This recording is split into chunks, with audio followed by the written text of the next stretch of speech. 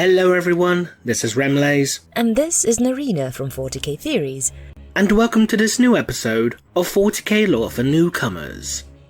For this episode, we will be taking a brief look at none other than the Arch Traitor himself, Horus Lupercal.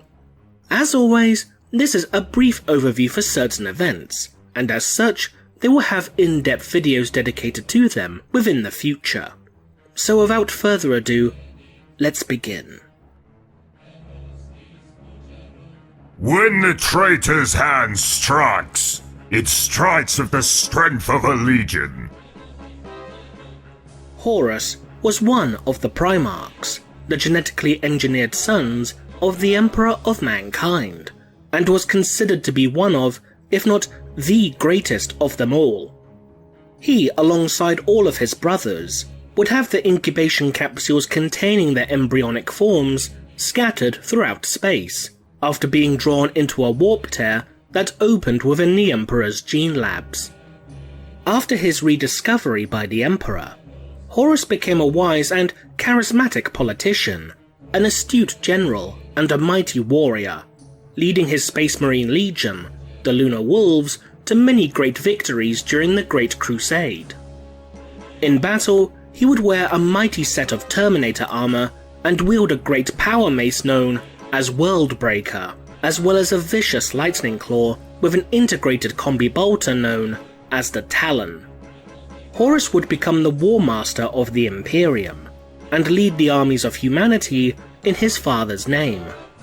But eventually, Horus would become corrupted and turn against his father, leading a rebellion and instigating one of the most devastating wars in humanity's history, the Horus Heresy.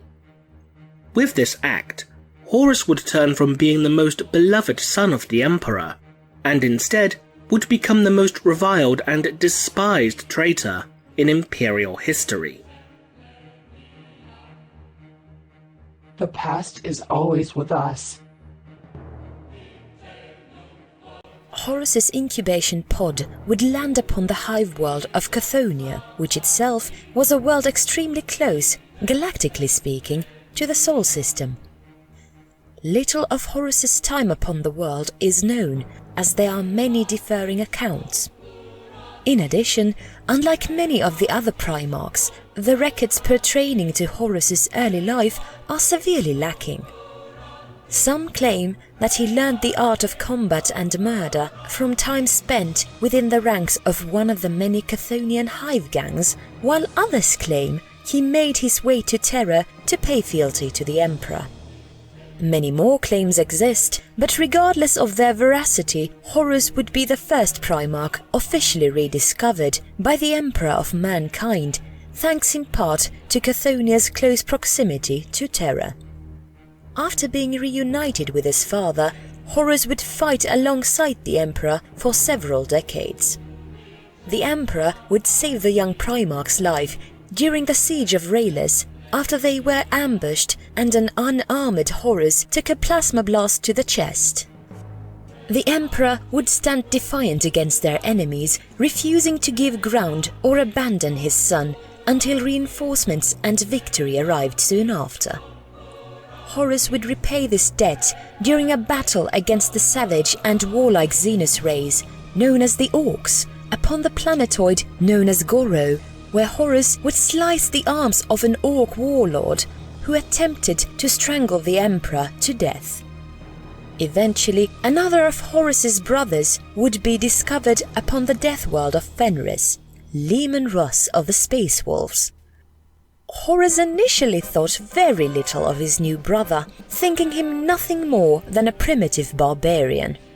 The Emperor found such a notion amusing, wondering if Horus's feelings towards his brother were as a result of jealousy, now that Horus was no longer an only child. Despite his misgivings towards Russ, Horus agreed that he would at the very least attempt to get along with his new feral brother. Horus would lead his legion to many great conquests during the course of the Great Crusade, and would have the highest tally of victories amongst all the legions. The only Primarch who would come close to Horus's own impressive tally of compliances would be Lionel Johnson, Primarch of the Dark Angels Legion. Whenever another of the Primarchs was rediscovered, Horus would be left to command the Emperor's armies in his stead, while the Master of Mankind went to meet with his lost sons. Over the course of the Great Crusade, Horus would receive his counsel from a group within the Lunar Wolves Legion, known as the Mournival, who Horus became close to, showing them a strong, almost paternal affection. The course of the Crusade would lead to Horus fighting alongside his brother Sanguinius, the Primarch of the Blood Angels Legion, upon the world of Melchior, against a Xenos race known as the Nephilim. It was during the aftermath of the conflict where Horus would witness Sanguinius killing one of his own gene-sons due to the Legionnaire having succumbed to the secret flaw of the Blood Angels Legion, the Red Thirst. The very act of a Primarch killing one of his sons was an act Horus claimed to be simply incomprehensible. Horus would ask his brother why he kept this secret from him, and not ask their father, the Emperor, for aid in correcting this flaw, but Sanguinius stated that he feared for his sons should such knowledge come to light, especially given the fate regarding the Primarchs of the 2nd and 11th Legions, who had been but recently erased from the annals of history. Horus then swore a vow to his brother that he would keep such delicate information a secret. Mankind's singular hope for survival is mankind himself. No technology, no art, no science or philosophy will save us from the encroaching darkness. Only that within us will prevail, and then only if we stand together. Following the Ulanor campaign, which saw the destruction of a massive Orc empire, the Emperor would announce his retirement from the Great Crusade, in order to return to Terra and begin establishing the nascent Imperium's more bureaucratic elements. The Emperor would announce that Horus would become Imperial Warmaster, and would become the first amongst equals, commanding the Imperium's militaristic might. This new promotion would receive a mixed response from his brothers. Some believed that they should have been chosen over Horus, or simply did not approve of the idea of having to follow their brother's orders. Others, however, supported Horus out of duty, and others still would show genuine pride in their brother's accomplishments. Those Primarchs who genuinely supported Horus's ascension within Imperial hierarchy, Rogel Dawn of the Imperial Fists, Mortarion of the Death Guard, Sanguinius of the Blood Angels, Lorgar of the Word Bearers, and Fulgrim of the Emperor's Children, would be the ones that Horus would grow the closest to. Horus would then lead his legion into several more fierce campaigns, claiming a multitude of victories, with one such campaign against the human and Xenos civilization known as the Interrex. Initially, Horus hoped to establish peaceful relations with the Interrex, who themselves bore technology that was highly advanced compared to that of the Imperium. However, conflict ensued when the Interrex accused the Lunar Wolves of destroying a museum of artifacts and weaponry known as the Hall of Devices, despite the Lunar Wolves themselves being innocent of this crime. It was not long after this series of events that Horus, with Sanguinius's prompting and the Emperor's blessing, would rename his legion from the Lunar Wolves into the Sons of Horus. Despite the honour bestowed upon him by the Emperor, Horus still bore an almost imperceptible kernel of resentment towards what he perceived as his father abandoning him and his brothers. Horus would eventually begin associating with the High Chaplain of the Word-Bearers Legion, Erebus, who, unbeknownst to the Primarch, had already fallen, along with his legion, to the worship of the Chaos Gods. Horus would begin seeking Erebus's counsel more and more frequently, much to the concern of Garviel Loken and Tarak Torgedan of the Mournival. The taint of chaos would slowly creep through the Sons of Horus's ranks, thanks to the Legion's warrior lodges, which were, in effect, secret societies. Horus's own corruption would begin upon the moon of the planet Davin. Horus would lead his legion to Davin's moon, to bring the planetary system back into compliance after the governor, Eugen Temba, had rebelled. When Horus landed upon Davin's moon, he and his legion would discover that the landscape had been transformed into a pestilential swamp. The Sons of Horus would come under attack from a horde of plague zombies while Horus fought his way to Temba's location. Temba himself was armed with a weapon known as an anatheme blade, which was itself stolen from the Interrex civilization's Hall of Devices by none other than Erebus himself. Horus would slay Temba, which would banish the zombies and demons, but the Primarch would be severely wounded by the anatheme. Horus's Primarch physiology was unable to heal the wound, and the Primarch came close to death. In desperation, the Sons of Horus brought his body to Davin's surface to allow the chaos-worshipping Davinites of the Serpent Lodge to heal him. The Davinites would begin an arcane ritual while Erebus would attempt to manipulate Horus in his comatose state, entering his thoughts and disguising his form as that of Horus's slain friend, Hastur Sejanus. Erebus showed Horus visions of the Emperor as a fully fledged god, discarding the Primarchs as little more than broken tools that had outlived their usefulness. In addition, he also told Horus about the truth of gods and the warp, and how the Emperor's plan caused pain and misery to the Chaos gods, who simply wished to be left alone.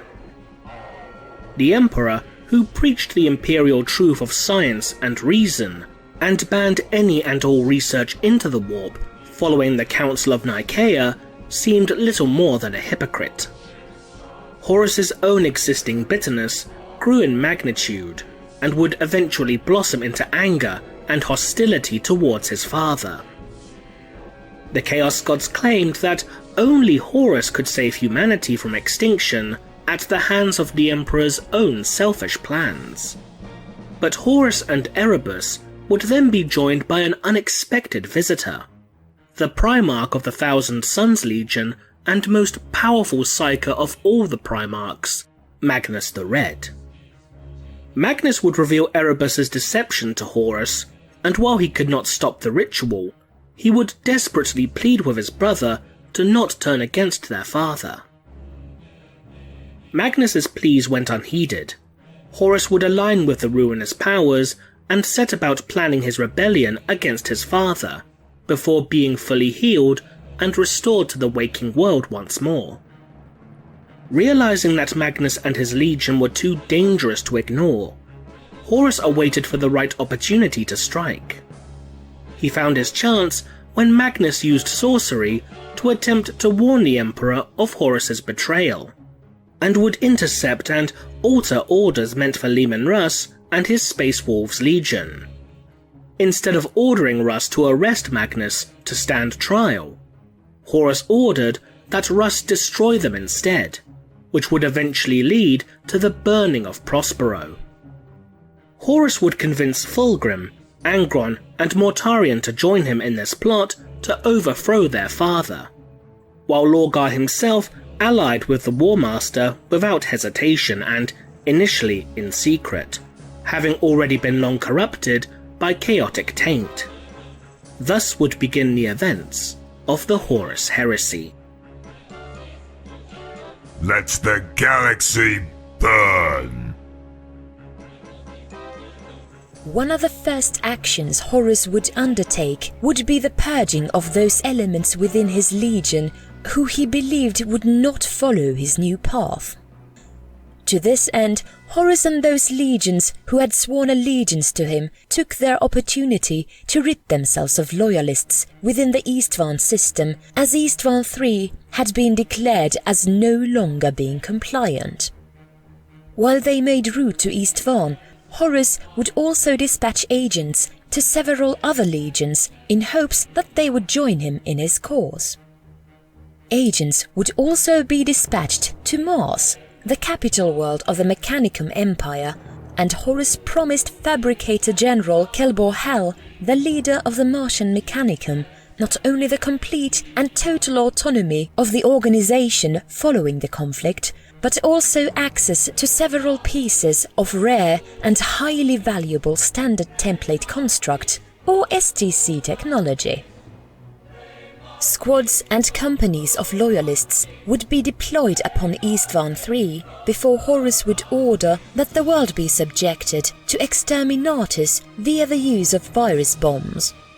However, this initial plan would be foiled thanks to the efforts of the loyalist Emperor's Children captain Soltavets warning those Astartes upon the world, giving them time to seek shelter within bunkers and other fortifications.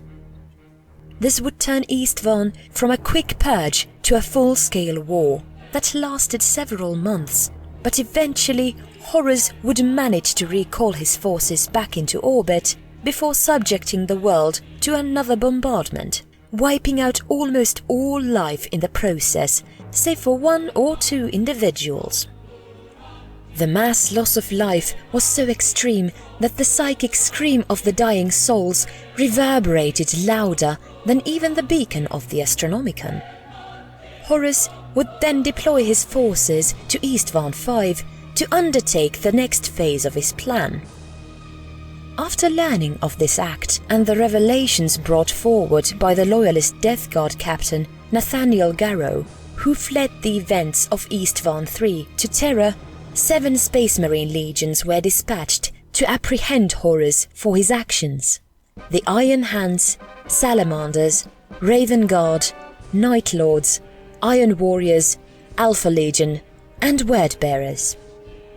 Unbeknownst to the Imperium, the Iron Warriors, Wordbearers, Alpha Legion, and Night Lords had already been swayed to Horus's cause and would turn upon the Raven Guard, Iron Hands, and Salamanders, decimating their forces in an event known as the Eastvan V Dropsite Massacre.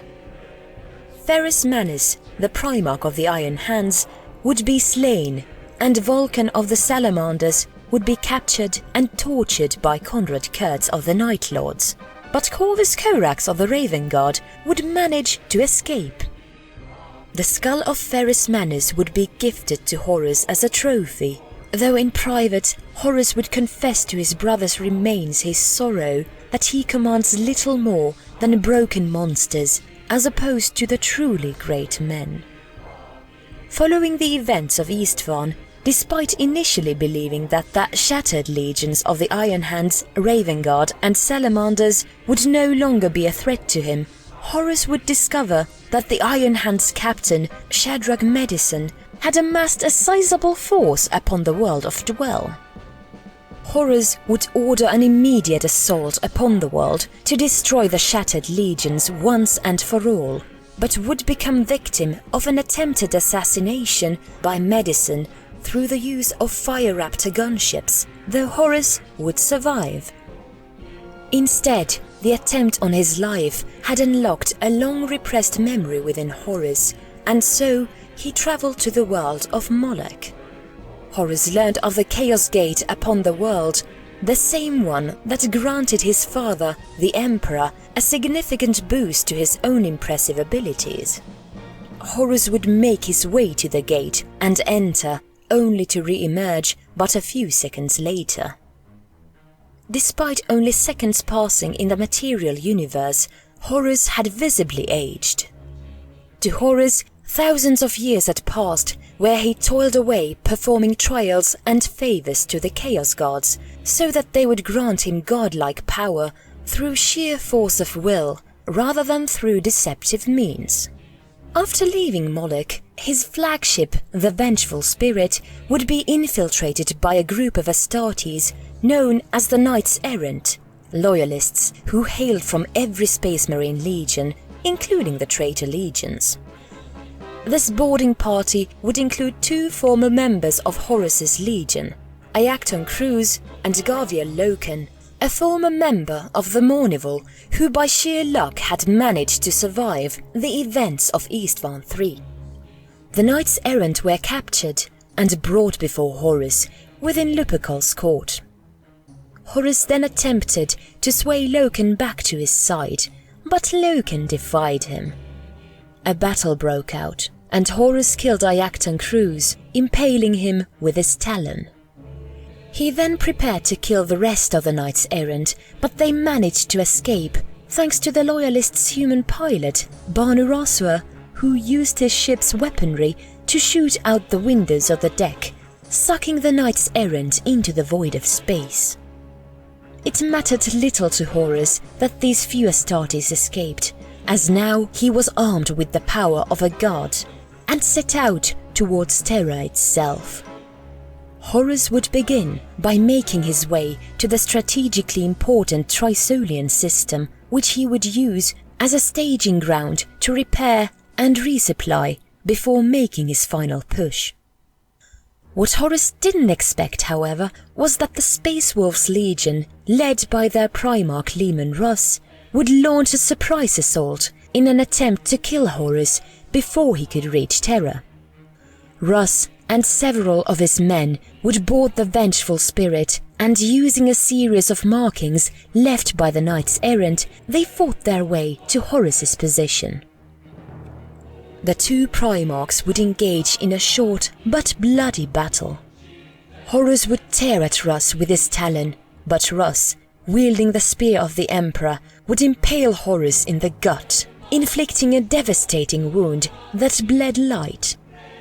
Russ would hesitate in killing Horus, however, as the spear had cleansed some of the chaotic corruption from Horus, and instead of seeing a monster, he saw his brother once more. Horus would reject Russ's offer of being brought back to Terra to allow the Emperor to heal him, and would swipe at Russ, severely mauling the Space Wolf Primarch. Horus would then move in for the kill, raising Worldbreaker high to deliver the final blow, but a single Space Wolf would launch himself at Horus to aid his father. This wolf was joined by another, then another, until dozens of Space Wolves fought to keep the War Master occupied, while Bjorn the Fell-Handed could aid Russ in escape.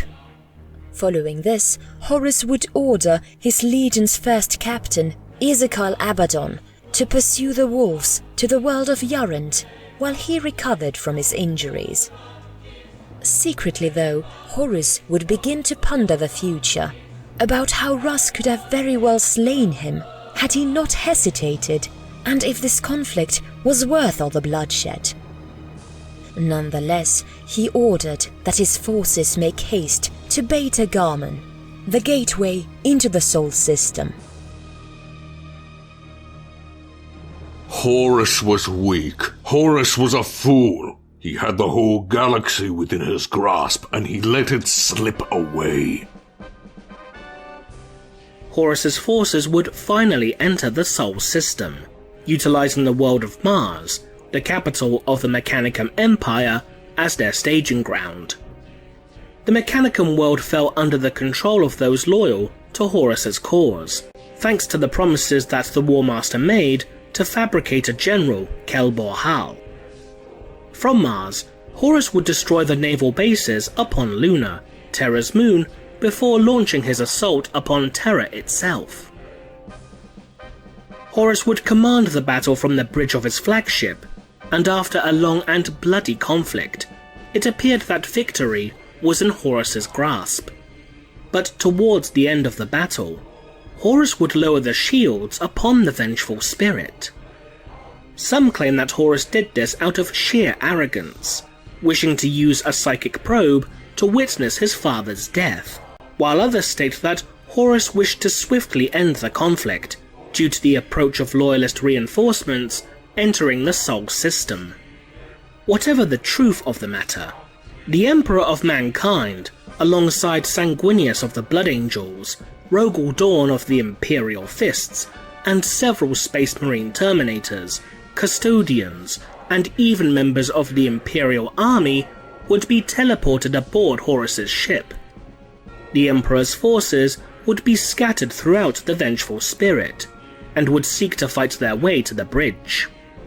Sanguinius would find Horus first.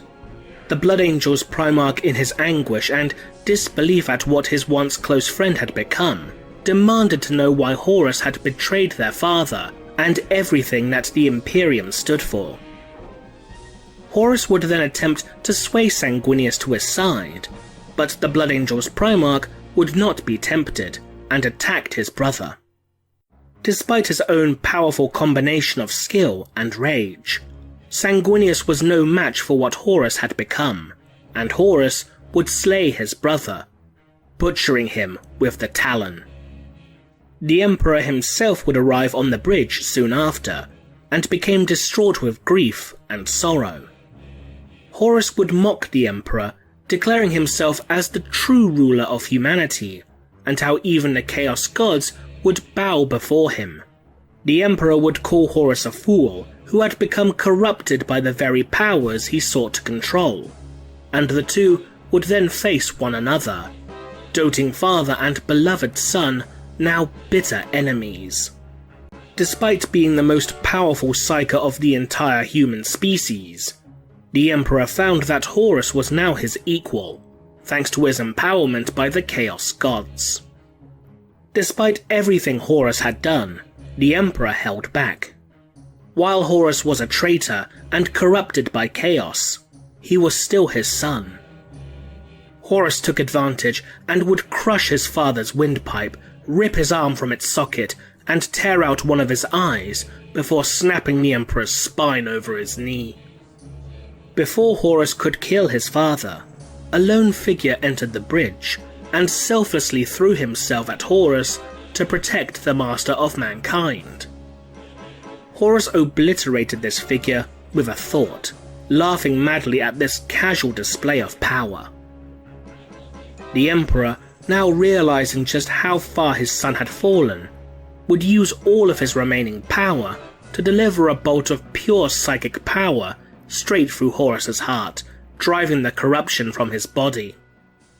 Horus then realized the folly of his actions, and begged that his father strike him down before the corruption took hold once more. The Emperor complied, and with a blast of psychic power so immense, Horus was slain utterly, with even his soul being erased from existence. The Emperor's body would be retrieved by Rogel Dawn as the Imperial Fists Primarch made his way onto the bridge.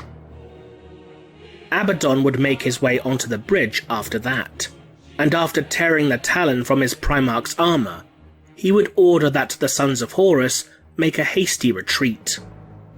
Horus's body would be interred within stasis upon the world of Malium, within the warp space rift known as the Eye of Terror, where it became a holy site for the Sons of Horus Legion. But the temple would be raided, and the corpse of the War Master, along with his armor and his mace, would be taken as trophies by the Emperor's Children Legion. Using this reserve of genetic material, the chief apothecary of the Emperor's Children, Fabius Bile, would create a perfect clone of Horus, and gift him his template's armor and mace. A force of Astartes led by Abaddon would enter Bile's facility, in order to destroy his Gene Father's body so that the Sons of Horus would no longer be bound to their past failures.